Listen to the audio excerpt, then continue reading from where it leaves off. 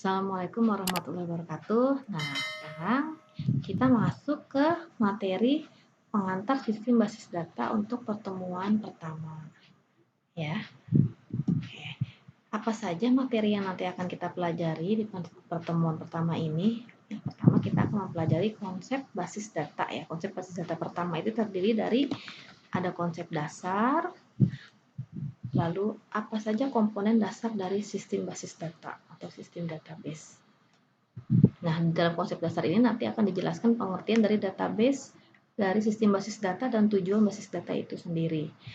Lalu ada operasi dasar basis data. Apa saja sih operasi dasar yang ada di dalam basis data atau dalam database, dan apa saja pemanfaatan dari basis data atau database. Kita masuk ke yang pertama ya, yaitu mengenai konsep dasarnya. Nah, untuk konsep dasarnya ini, kita akan membahas mengenai pengertian atau definisi dari sistem database atau basis data. Basis data ya, kumpulan data. Nah, artinya apa? Jadi sistem basis data ini atau basis data itu kan artinya kumpulan data ya, tapi ini sudah berupa suatu sistem. Nah, jadi sistem basis data adalah sistem yang terdiri dari kumpulan tabel ya, kumpulan tabel data yang saling berhubungan di dalam suatu database atau basis data. Nah, yang ada di dalam suatu sistem komputer. Nah, dan sekumpulan program nah, atau biasa yang disebut juga dengan DBMS atau Database Management System ya, suatu software untuk mengelola database yang memungkinkan beberapa user atau pemakai dan atau program lain untuk mengakses dan memanipulasi tabel-tabel data tersebut. Nah, kurang lebih sistem basis data atau sistem database seperti itu. Jadi di dalam sistem basis data itu nanti terdiri dari beberapa tabel ya, satu atau lebih tabel, satu atau dua atau lebih. Biasanya sih minimal 2 ya, minimal 2 tabel atau lebih.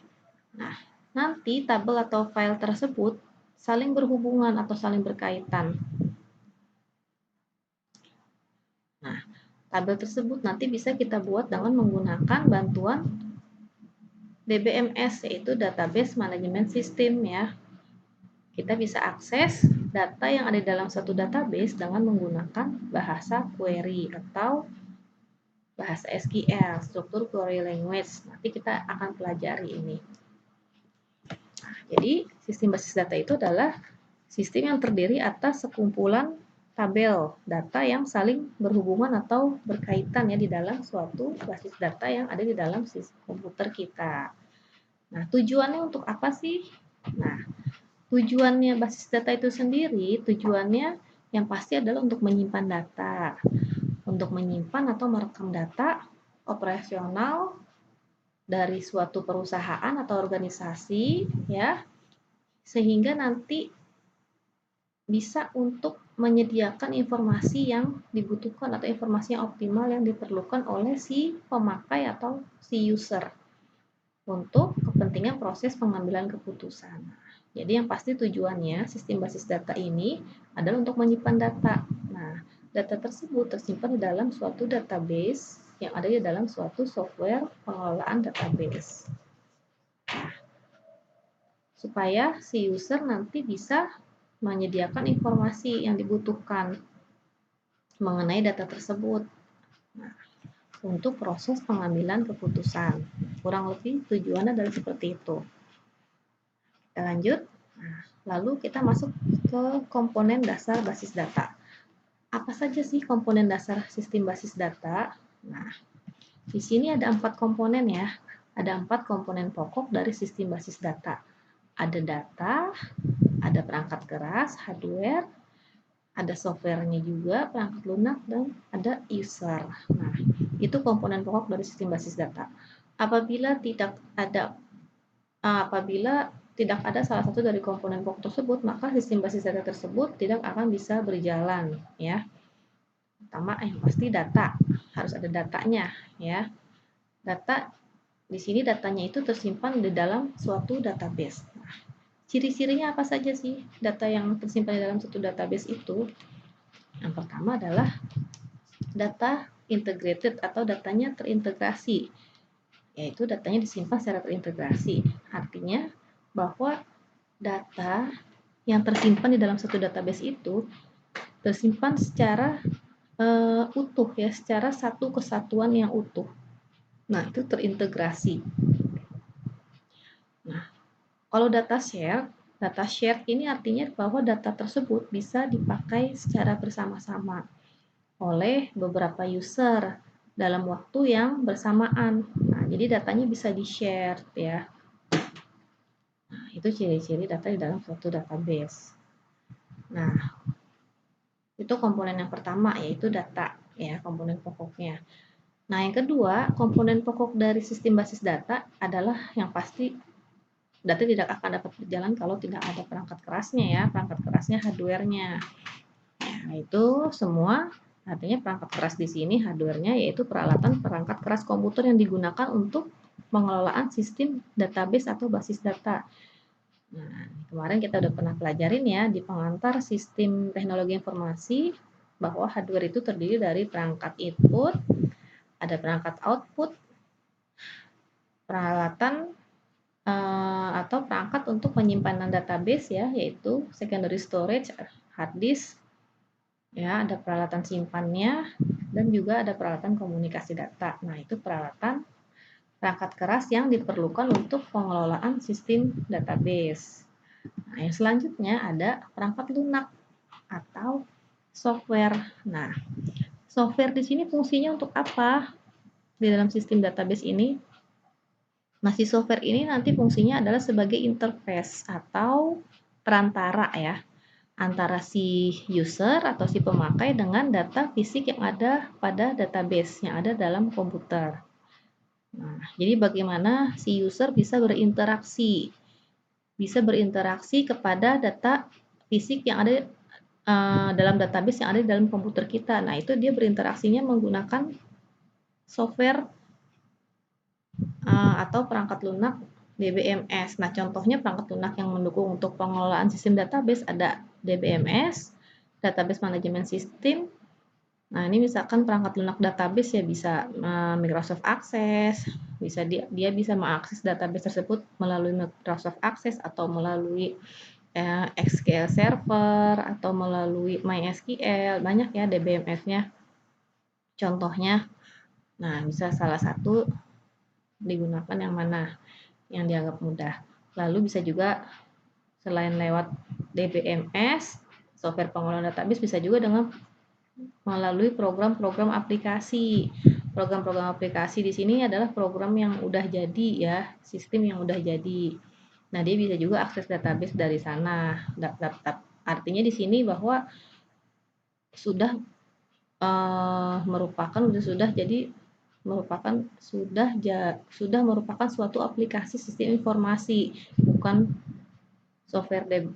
DBMS lagi, bukan software database lagi, dan juga bisa dengan prosedur-prosedur. Nah, untuk usernya atau si pemakainya, user database itu dibagi menjadi beberapa jenis ya.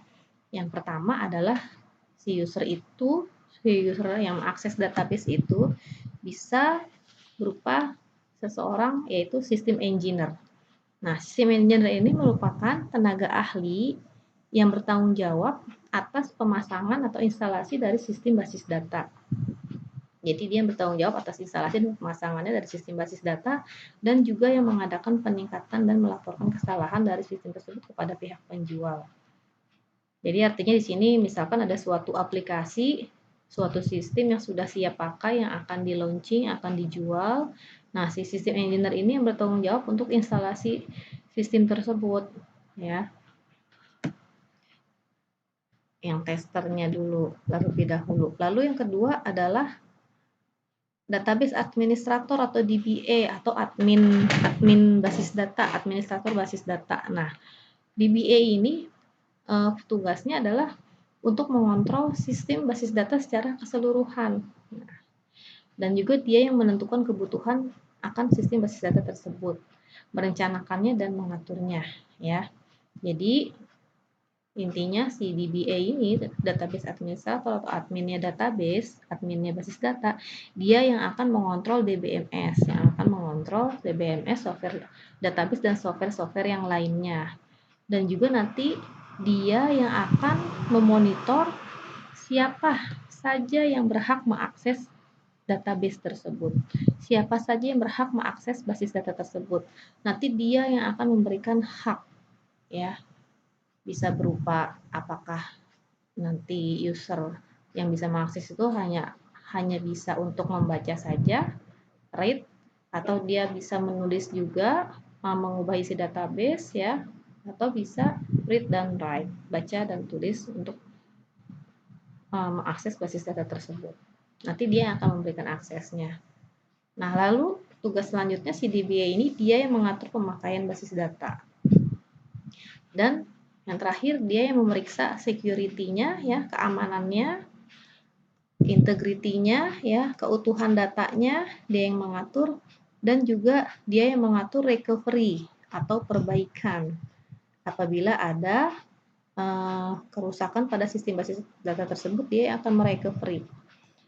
Dan dia juga konkurensi ini artinya berkaitan dengan pengendalian basis data, ya, saat digunakan oleh beberapa user secara bersamaan. Nah, supaya terhindar dari kesalahan-kesalahan akibat misalkan ada kesalahan transaksi yang dilakukan secara bersamaan, nah itu nanti si DBA yang akan mengendalikannya. Nah, itu namanya konkurensi, ya. Dia yang akan mengendalikan pengendalian basis data, ya, pada saat dipakai secara bersama-sama apabila ada kesalahan transaksi. Oke. Nah, yang selanjutnya yaitu pemakai akhir atau end user. Nah, end user pemakai akhir ini ada beberapa jenis nih, tipe user atau tipe pemakai terhadap suatu sistem basis data. Nah, yang dapat dibedakan berdasarkan cara mereka berinteraksi terhadap sistem. Nah, yang pertama, user yang pertama itu bisa dia seorang programmer aplikasi. Nah, kalau programmer ini dia berinteraksi langsung dengan basis data tersebut. Ya, dia berinteraksi langsung melalui data manipulation language. Jadi nanti di dalam basis data itu ada bahasa basis data. Ada data definition language, DDL, dan ada data manipulation language. Nah, data manipulation language ini perintah basis data yang berkaitan untuk memanipulasi data, untuk melakukan insert data, atau untuk melakukan update data atau menghapus data. Nah, jadi si programmer aplikasi ini dia akan berinteraksi langsung dengan basis data tersebut melalui DML. Artinya nanti dia yang akan menginput data tersebut, dia yang akan mengedit. Nah, dia yang mengerjakan program tersebut. Nah, yang disertakan embedded, yang disertakan artinya sudah tertanam sudah di dalam program tersebut. Jadi nanti si programmer aplikasi ini misalkan dia membuat suatu sistem menggunakan bahasa pemrograman Java, ya, pemrograman induknya. Nah, di sana dia membuat database dan dia yang menuliskan perintahnya untuk database tersebut. Nah, dia yang mengerjakan. Nah, itu pemrograman aplikasi.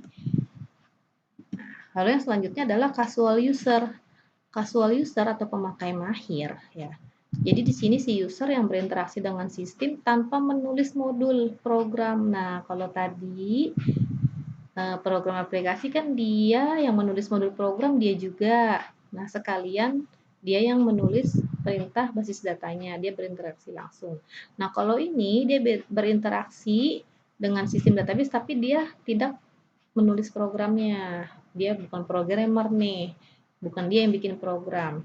Dia hanya menggunakan query untuk akses data, ya, dengan bahasa query yang telah disediakan oleh DBMS. Jadi dia hanya akses data aja menggunakan bahasa query, bahasa SQL, struktur query language. Bisa dengan DDL, data definition, bisa dengan bahasa DDL atau DML untuk manipulasi data. Tapi dia tidak menulis, istilahnya dia nggak coding deh, dia bukan yang untuk codingannya bukan dia yang ngerjain. Nah, seperti itu. casual user ya. Nah, yang selanjutnya adalah naive user atau pemakai umum. Nah, di sini si user yang berinteraksi dengan sistem basis data melalui pemanggilan satu program aplikasi permanen atau executable program yang telah ditulis atau disediakan sebelumnya. Nah, artinya kalau si pemakai umum, naive user itu pemakai umum, jadi dia nih berinteraksi dengan sistem basis data, dia tuh lewat suatu aplikasi sistem informasi yang udah jadi sistem informasinya sudah berupa file exe ya, file executable program, misalkan ada suatu sistem informasi akademik misalnya. Nah, dia berinteraksi dengan sistem basis data yang sudah jadi, yang sudah berupa aplikasi seperti itu. Jadi dia nggak buat program juga ya, tapi dia berinteraksi sama suatu program aplikasi yang udah jadi atau executable program yang sudah dibuat oleh si programmer ya. Nah, yang terakhir ada pemakai khusus. Nah, pemakai khusus ini atau specialized atau sophisticated user ya. Jadi user khusus ini adalah pemakai user yang menulis aplikasi basis data non konvensional. Non konvensional itu artinya di luar yang tadi ya, bukan pemakai umum, bukan naive user, bukan casual user, bukan program aplikasi, tapi dia menulis aplikasi basis data untuk keperluan-keperluan khusus ya. Misalkan keperluan khusus itu seperti aplikasi artificial intelligence, kecerdasan buatan. Misalkan dia di sini dia yang mengerjakan basis datanya untuk misalkan sistem yang berhubungan dengan, ada yang tahu nggak, sistem yang berhubungan dengan AI, artificial intelligence, misalkan untuk mendeteksi penyakit diabetes mellitus misalnya. Itu sistem aplikasi AI ya, kecerdasan buatan, atau sistem untuk mendeteksi penyakit TBC. Nah, seperti itu artificial intelligence masuk kategorinya. Atau bisa juga berupa sistem pakar, atau bisa juga untuk pengolahan citra atau pengolahan gambar. Nah, itu masuknya ke sophisticated user atau specialized user, di luar yang konvensional yang telah disebutkan sebelumnya. Nah, dia juga bisa mengakses basis data dengan atau DBMS yang bersangkutan. Nah, itu beberapa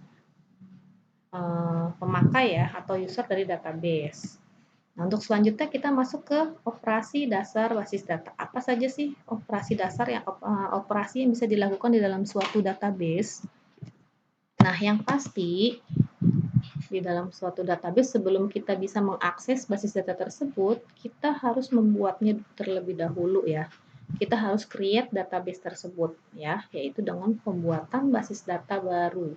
Create database tersebut bisa dengan menggunakan DBMS atau software aplikasi database, itu bisa dengan menggunakan Microsoft Access atau dengan MySQL atau dengan SQL Server atau dengan Firebird, pokoknya dengan software database ya. Yang pertama kita harus meng-create database tersebut. Nah, bisa juga kita selain meng-create, kita bisa menghapus basis data tersebut atau drop database. Nah, setelah tercreate database-nya, nah apa yang dilakukan selanjutnya? Nah, kita nanti akan membuat filenya atau tabelnya. Tabel baru dari suatu basis data atau create table ya, namanya perintahnya itu nanti perintah SQL-nya adalah create table. Setelah di-create table atau filenya, apa yang dilakukan selanjutnya? Yaitu kita akan mengisi data tersebut atau akan mengisi data baru ke dalam file atau tabel tersebut, yaitu dengan perintah insert. Nah, perintah insert ini termasuk ke dalam perintah DML, Data Manipulation Language. Nah, kalau perintah DDL, Data Definition Language, bahasa basis data DDL itu perintahnya adalah create database, drop database, ya, create table. Nah, untuk memanipulasi data itu bisa dengan perintah insert, pengisian data, atau bisa juga dengan pengambilan data dari suatu file atau table, yaitu dengan cara meretrieve atau men-search, mencari data. Nah, bisa juga Apabila kita ingin mengubah data tersebut dari suatu file atau table, kita bisa lakukan dengan perintah update. Nah, nanti untuk penjelasan lebih lanjut mengenai SQL, nanti lebih dalam nanti ada materinya tersendiri dan kita akan praktek. Yang di sini Ibu hanya menjelaskan sekilas saja ya. Operasi dasar apa saja sih yang ada di dalam database biar kalian sudah paham terlebih dahulu. Nah, yang terakhir, bisa juga kita menghapus data tersebut dari suatu tabel, yaitu delete file. Kalau tabel bisa dihapus, nggak bisa juga ya, delete table. Nah, itu ada perintah SQL-nya. Nah, itu operasi dasar yang ada di dalam suatu basis data ya, yang biasa sering dilakukan. Nah, yang terakhir adalah mengenai pemanfaatan basis data ya. Basis data dapat dimanfaatkan untuk apa saja sih? Nah, di sini ada beberapa pemanfaatan basis data ya. Yang pertama, artinya pemanfaatan basis data di sini bisa dilakukan untuk memenuhi sejumlah tujuan ya. Misalkan yang pertama, dengan adanya basis data kita akan mendapatkan kecepatan dan kemudahan atau speed ya di dalam mengakses data. Artinya apabila datanya sudah kita simpan ke dalam suatu database, kita bisa lebih mudah untuk mencarinya atau mengambilnya kembali. Nah, yang selanjutnya adalah efisiensi ruang penyimpanan. Akhirnya kita bisa menghemat space ya, space di dalam ruang dalam komputer kita. Jadi kita juga bisa menghemat efisiensi ruang penyimpanan dengan adanya basis data ini. Nah, selanjutnya adalah keakuratan atau akurasi. Nah, artinya apa? Artinya data yang sudah kita simpan ke dalam database, nah, yang pasti datanya sudah lebih akurat ya apabila kita ingin melihat informasi tentang data tersebut ya. Dan ketersediaan ya, availability datanya juga sudah tersedia dan dapat diakses dengan mudah. Misalkan kita ada suatu database universitas. Dalam suatu database universitas bisa terdiri dari beberapa tabel. Misalkan ada tabel mahasiswa, ada tabel dosen, ada tabel mata kuliah. Nah, itu semuanya disimpan ke dalam satu database, yaitu database universitas. Nanti kita akan dengan mudah mengambil data tersebut dengan melihat ke dalam database tersebut.